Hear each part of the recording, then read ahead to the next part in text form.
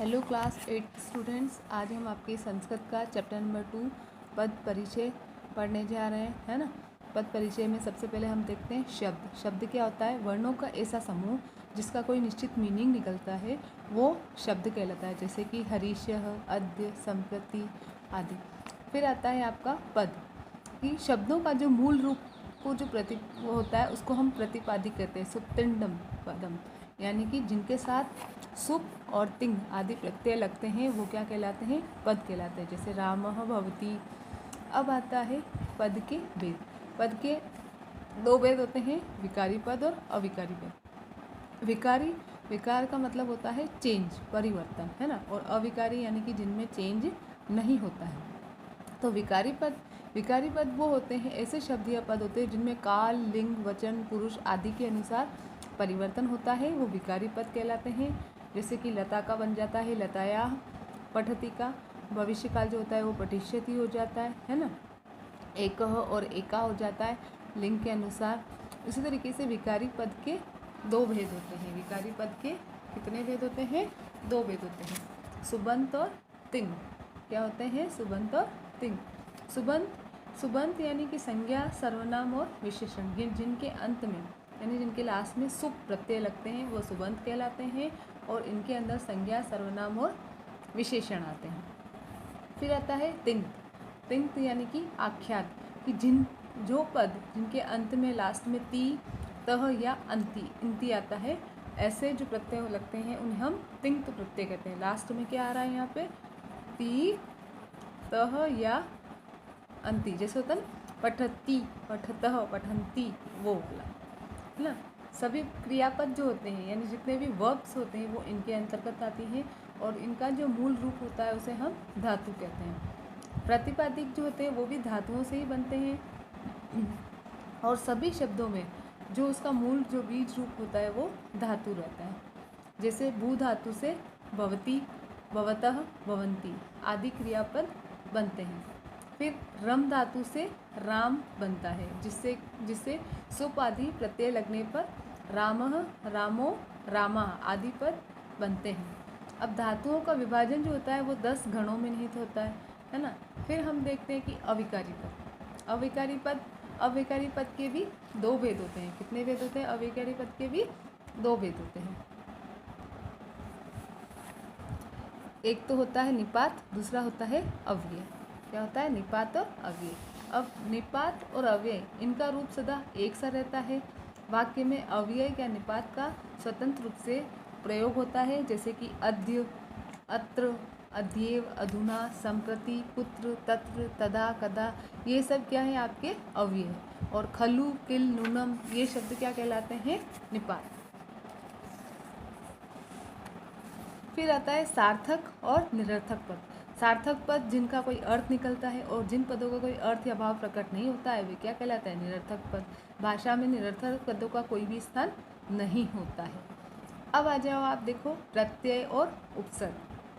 प्रत्यय धातु या शब्द के साथ जो जुड़ने वाले अंश को हम प्रत्यय कहते हैं, जैसे कि प्र, परा, अप, सम, अनु, अव, निस, दुस, दुर, वि, आंग, नी, अधि, अपि, अति, सु, उत, प्रति, अपि, ये सब 22 अव्यय शब्द होते हैं जो क्रिया से पहले जुड़ते हैं और वे उपसर्ग कहलाते हैं। उपसर्ग के जुड़ने से धातु के अर्थ में परिवर्तन हो जाता है। जैसे कि निर उपसर्ग है, निर्गच्छति, निर्भिलषति, निर्मम, निर्मोह, निरर्थक, निरार्थ, निर्गति, निर्णय इत्यादि। उसी तरीके से प्र उपसर्ग है, प्रभवती, प्रकर्ष, प्रक्रिया, प्रमाण, प्रभाव, प्रधानम, प्रताप, प्रमाद, प्रमोद इत्यादि। इसी तरीके से आपके उप आता है तो उपगच्छति, उपकरोति, उपसहति, उपाचार्य, उपादानम, उपसर्ग, उपस्थिति, उपचार, उपकार, उपराम इत्यादि। ऐसे ही आपका अप है, अपगतः, अपहर्ति, अपशब्द, अपवर्ग, अपकार, अपकर्ष, अपमान, अपादानम इत्यादि। ऐसे विरमति, विहरति, विचलति, विनयति इत्यादि। वैसे आंग उपसर्ग आजन्म, आकर्षति, आनयति, आगच्छति, आकारः, आकाशः, आकर्षणम, आदानम, आनंदः, आलेखः, आस्था इत्यादि। अव का अवकरति, अवमनति, अवरोहति, अवजानाति, अवसानम, अवदानम, अवज्ञा, अवसाद, अवमानः इत्यादि। ऐसे निस उपसर्ग होता है निशंकते, निष्कर्ष, निस्सार, निस्तार, निश्चय इत्यादि। अच्छा, पदों का विचार करते समय वाक्य या पद से संबंधित कुछ और भी महत्वपूर्ण तत्व होते हैं, जैसे कि उसका लिंग, उसका वचन, पुरुष, विशेषण, विशेष्य, कौन सा लकार, है ना। तो हमें संस्कृत भाषा में इनके भी स्वरूप को थोड़ा संक्षेप में जान लेना चाहिए। जैसे कि वचन, वचन क्या होता है? संख्या का बोध कराता है, आपको पता ही है। वचन क्या कराता है? संख्या का बोध कराता है। तो इसके 3 भेद होते हैं, एक वचन, द्विवचन और बहुवचन। एक का बोध कराने वाला एक वचन, 2 का बोध कराने वाला द्विवचन और बहुत सारे का कराने वाला बहुवचन। एक वचन में जैसे हरि, माला, शिवः, भवति, इसी तरीके से। फिर आता है आपका द्विवचन, रामो, लते, मुनि, भवतः। फिर बहुवचन, रामाः, लताः, मुनयः, इस टाइप से। फिर आता है आपका पुरुष। अब पुरुष के भी 3 भेद होते हैं। कितने भेद होते हैं पुरुष के भी? 3 भेद होते हैं, प्रथम पुरुष, मध्यम पुरुष और उत्तम पुरुष। वक्ता यानी कि जो कहने वाला होता है वो होता है उत्तम पुरुष। जो सुनने वाला, श्रोता में जो सुनने वाला होता है वो होता है आपका मध्यम पुरुष। और अगर किसी अन्य यानी थर्ड पर्सन के लिए इसका यूज़ किया जाता है तो वो आपका होता है प्रथम पुरुष। ठीक है। फिर आपका आता है जैसे कि स, तो, ते, रामः, रामो, रामा, भवति, भवतः, भवन्ति, ये सब प्रथम पुरुष के उदाहरण हैं। वैसे ही त्वम, युवाम, यूयम, भवसि, भवतः, भवतः, ये सब आपके मध्यम पुरुष के उदाहरण हैं। और अहम, आवाम, वयम, भवामि, भवावह, भवामो, ये आपके उत्तम पुरुष के उदाहरण हैं। भवान का जो प्रयोग होता है वो हमेशा प्रथम पुरुष में होता है। फिर आता है लिंग। फिर आता है आपका लिंग। अब संस्कृत में पुरुषवाचक संज्ञा के लिए पुल्लिंग और स्त्रीवाचक संज्ञा के लिए स्त्रीलिंग और किसी अन्य के लिए नपुंसकलिंग का प्रयोग होता है। जैसे कि रामः, भ्राता, है ना, स, तो, ते, ये सब पुल्लिंग में आते हैं। उसी तरीके से लता, माता, सा, ते, ता, ये सब स्त्रीलिंग के उदाहरण हैं। अब आ जाओ आप देखो संज्ञा पद। संज्ञा पद क्या होता है? संज्ञा किसको किससे कहते हैं? किसी भी वस्तु, व्यक्ति, स्थान या किसी भी व्यक्ति, वस्तु या स्थान के नाम वाले जो शब्द होते हैं उनको हम कहते हैं संज्ञा। जैसे कि बालकः, सोहनः, ग्रामः, है ना, या फिर सिंह। तो संज्ञा के होते हैं 3 भेद। संज्ञा के कितने भेद होते हैं? 3 भेद। व्यक्तिवाचक संज्ञा, जातिवाचक संज्ञा और भाववाचक संज्ञा। अब उसी तरीके से फिर आपका आता है सर्वनाम पद। जो शब्द संज्ञा के स्थान पर आते हैं उन्हें हम सर्वनाम कहते हैं। जैसे अहम, मैं, अहम, त्वम, तुम्हारा नाम नहीं लेकर फिर त्वम बोल दिया, है ना। इसी तरीके से युष्मत्, अस्मत्, ये सारे। फिर आपका आता है विशेषण पद। अब विशेषण पद क्या होता है? संज्ञा और सर्वनाम शब्दों की जो विशेषता बताने वाले जो शब्द होते हैं उन्हें हम विशेषण कहते हैं, है ना। इसमें विशेषण, संज्ञा, सर्वनाम, विशेषण की विशेषता या जो कमी बताते हैं उन्हें हम विशेषण कहते हैं। और विशेषण जिसकी विशेषता को प्रकट करता है उसको हम विशेष्य कहते हैं। जैसे कि कृष्णः, पीतः, उच्चः, बुद्धिमानम, मधुरः, मलिनः, गंधहीन आदि। अब विशेषण पद है जैसे कि पीतः, अंबर।